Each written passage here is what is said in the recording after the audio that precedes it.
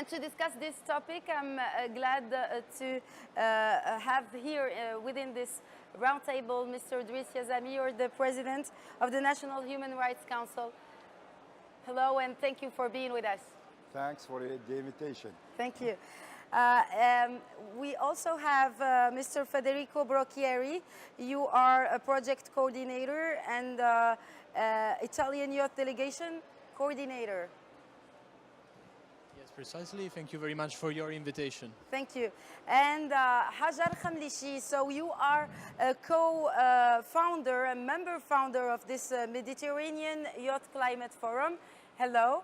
Hello, thank you. And thank you for this initiative. I want to congratulate you as well for this beautiful initiative. We will talk about this initiative of the young people, the youth, the Mediterranean youth. There is a gathering around this climate change issue. But before, how do you see the place that we give to the young people to defend this issue of climate? You know, from a global point of view, I do think that there is no, the youth in our countries, mainly in the south of the Mediterranean, are still waiting for global policies towards their problems. Exactly. And I do think also that we can't struggle against the climate change without the involvement of the youth. We are in country, in continent, where more than 50% of the population are under 25 years. So there is no future without their participation. Of course. Their involvement. A strong and dynamic civil society gathering all this youth. Yes, we're talking about civil society. Now we see that we don't have that much, you just mentioned it, we don't have that much projects of young people that care, because we have a lot of associations of young people, but that fight for their environment, for their planet, is something that we're not very familiar with in Morocco. Why do you think that we have this lack? In Morocco and in a lot of countries within the Mediterranean Sea. You know, we are discovering lots of good NGOs working, you know. Maybe the media and, you know, the political leaders weren't aware of this dynamic, but I think that there are lots of dynamics already there. When you look at lots of universities, you have some, and also schools, you have some environment clubs, you know, working for years and years. Definitely, yes. I think that the COP22 and this Medcop, this Mediterranean Medcop, will give us the opportunity to see them, to discover them. But in fact, they are already working and quite active. But we don't know them. You know, when you look at the work of the Mohammed VI Foundation, they are working with the boys and the young boys and girls for decades. Yes, and here's this initiative, Mr. Yazami, that is really to applaud, because it is good to motivate Moroccan youth to work within this Mediterranean group, because we are part of the Mediterranean as well as the African youth. So how this idea was born of this forum? Maybe ladies first, or Mr. Federico? Please have the mic. Actually, as Mr. Yazami said, there is a lot of NGOs or associations or parts of civil society who actually are working on environment, sustainable development issues. But the event of the COP22 here in Morocco and the Medcop Climat really increases and motivates us all to talk and work on climate change. That honestly, that raises our awareness, awareness of Moroccan young people about the problem or issue of climate change. And the idea, it was a Moroccan initiative coming, saying, as we are, as we in front or among the among the within the negotiations who are happening at the COPs, only Morocco as one country alone. He doesn't have that strength point or mark. Okay, our aim from establishing this network is really creating a strong coalition and raise youth voice through it. So now it wouldn't be Morocco talking about his vulnerability on climate issues, but Sure. it will be all the Mediterraneans, because we share the same context, we share the same circumstances. So, by the way, it's a due diligence to do it right now and not after, by the way. Yes. Very beautiful word, this coalition you talked about. And maybe Mr. Federico, so you're here, you're Italian.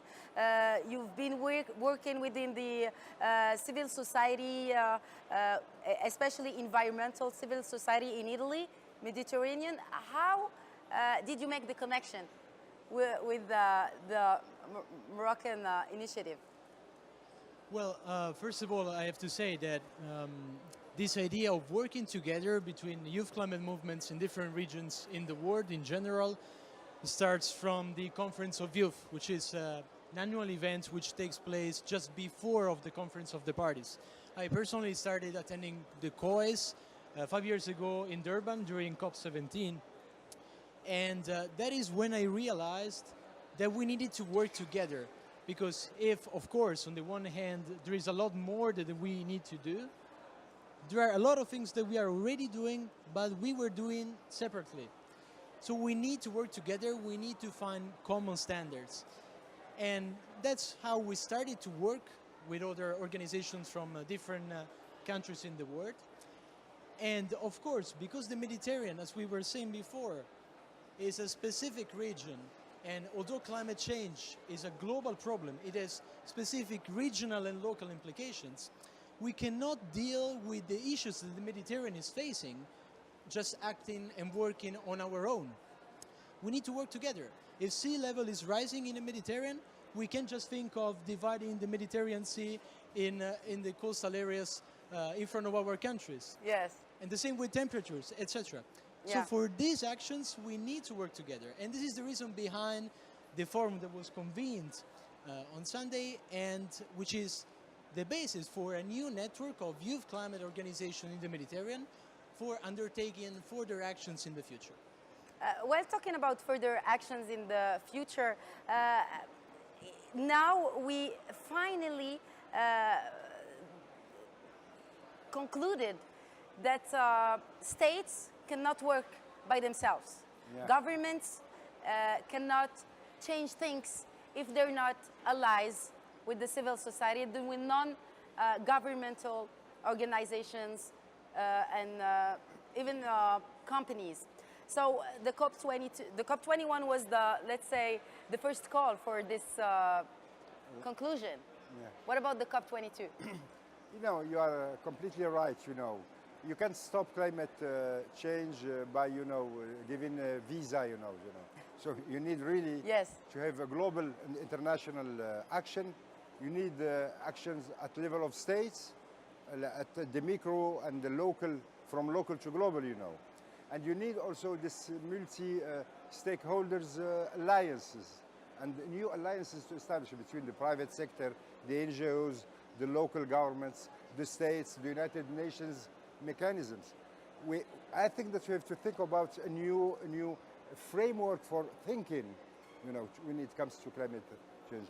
What we want in Marrakesh is to give the floor to all these different actors, but also to facilitate the discussion between them, and also to give a voice for the most vulnerable countries.